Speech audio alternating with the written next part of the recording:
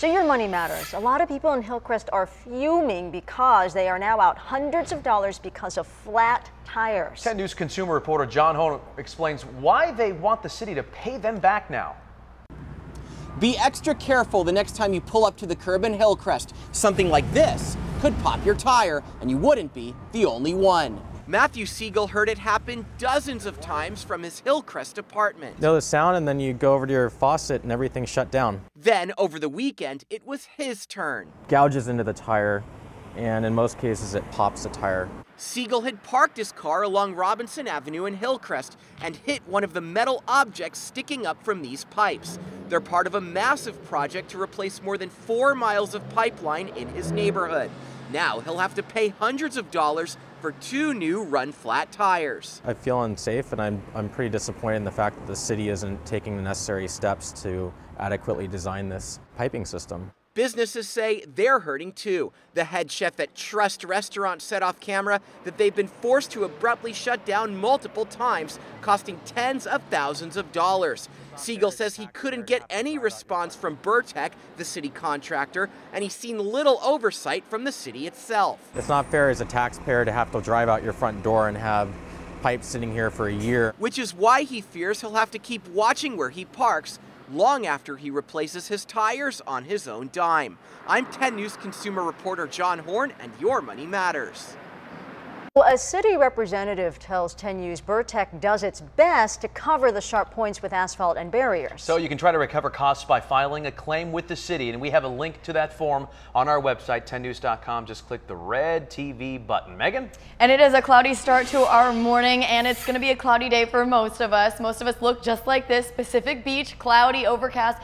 Can't rule out some sprinkles, some mist, maybe a little drizzle early this morning. Not widespread, but you could run into it as you're heading out to your bus stop or to school. As you're heading through the day along further out at school, temperatures mostly in the 60s by the afternoon. Our inland areas will climb to the 70s.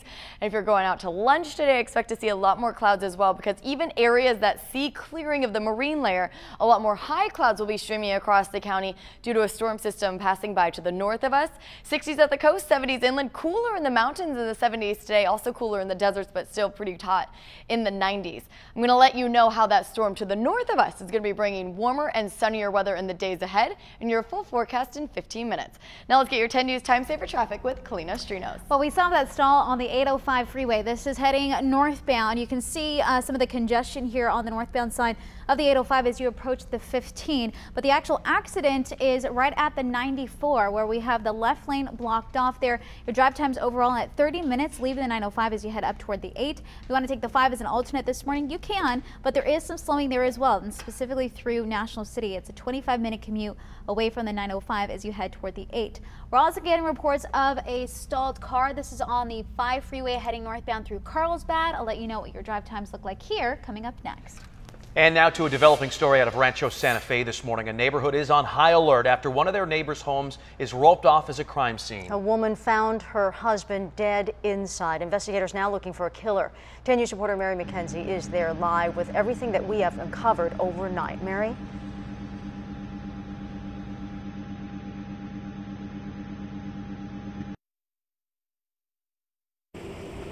They are not, however, identifying the victim. They did find him.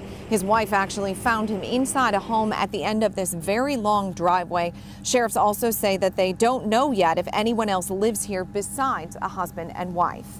Sheriff's deputies and detectives searched the sprawling property with police dogs and flashlights just before it got dark last night. Again, they say they are looking for someone specific as a person of interest in the case, but they say it's still unclear if anyone else lives inside this home.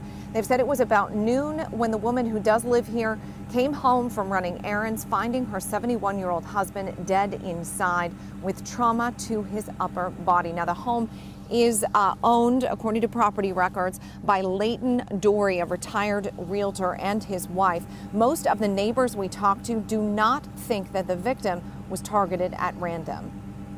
Who knows, right? Until you get all the facts and you find out really what happened, you don't know. So it puts people on edge for sure.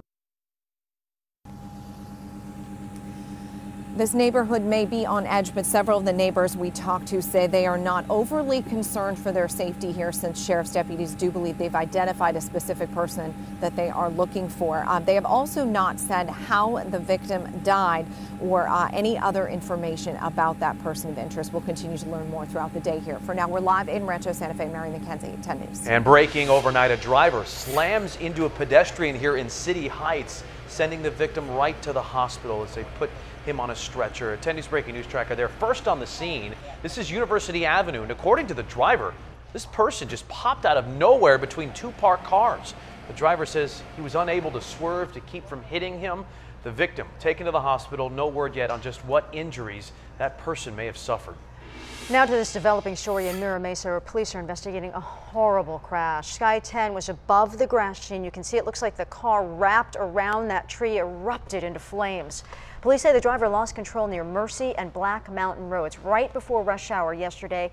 The streets nearby had to be shut down for hours. The driver died in that fire.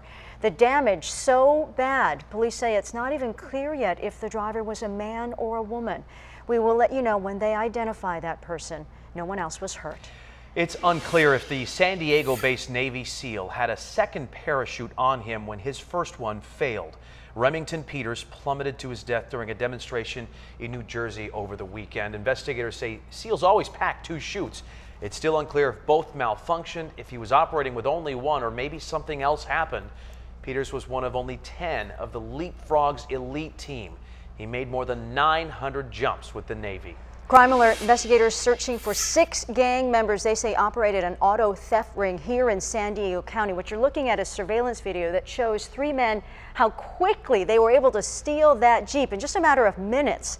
The FBI says they are members of a Tijuana motorcycle gang known as the Hooligans, and there are still 6 men, let's show you their pictures here, who are still wanted. Now, investigators say the gang hit the entire county. I mean, look at all of these places from Vista to La Mesa. You got Ocean Beach, Chula Vista. Over the last 3 years, about 150 Jeep Wranglers stolen, not to mention dozens of motorcycles. The value of all of that, about $4.5 million. They went out in advance of the thefts and found the VIN numbers for these vehicles, took photographs of the VIN numbers, and then they were able to obtain secret codes and databases to be able to duplicate the keys to be able to access the passenger compartments. The CHP says the duplicate keys are most likely made by a Jeep dealership in Cabo San Lucas. The cars are shipped south for resale or to be dismantled and sold for parts.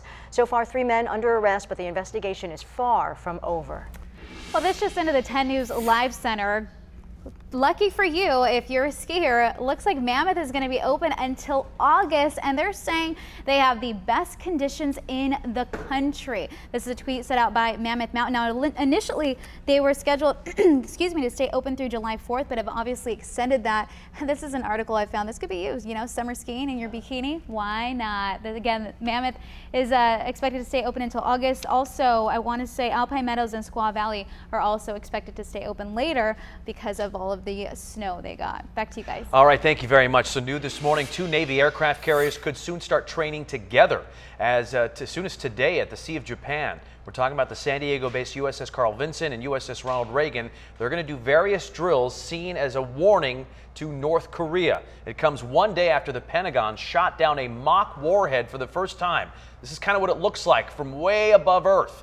The Interceptor rocket launched from Vandenberg Air Force Base and slammed into the warhead as it traveled over the Pacific. Again, this is a drill. Military leaders say intercepting a missile like this is similar to hitting a bullet with another bullet midair. 6:38, developing story here. A man is behind bars this morning after pulling out a fake gun at Orlando International Airport. That threw the place into chaos. Police say he pointed the gun at officers and said, quote, "Shoot me, shoot me." After a 2-hour standoff, he surrendered peacefully. Police have identified him as 26-year-old Michael Pettigrew, a retired Marine. He will have a mental evaluation. No one was hurt. New this morning, people waiting to buy tickets to a benefit concert for victims of the terror attack at an Ariana Grande concert. It's called One Love Manchester, and we now know the star-studded list of performers. Justin Bieber, Katy Perry, Miley Cyrus, Pharrell, and Coldplay will join Ariana at the Emirates Old Trafford in Manchester. Grande called the attack heinous and wants to do this concert to bring people together. The show is Sunday. Tickets go on sale tomorrow, and the attack, of course, last week killed 22 people and hurt more than 60. A hate crime murder suspect erupting in court. Free speech or die, Portland. You got no safe place. What he said after admitting to the crime and the response this morning from the only surviving victim. Olivia Newton-John fighting breast cancer a second time. The treatment she's focusing on and how quickly she says she'll be back on her feet. More gray as we wrap up May. I'm tracking when the cloudy skies will give way to more sun and warmer weather. Your money matters, and let's show you the big board at the New York Stock Exchange right now. The tech sector gets the Most Valuable Player award today, driving up the NASDAQ to a record high. It hit 62.22 minutes ago, but a pretty lackluster day as you see here for the big board. The Dow down 3 points right now.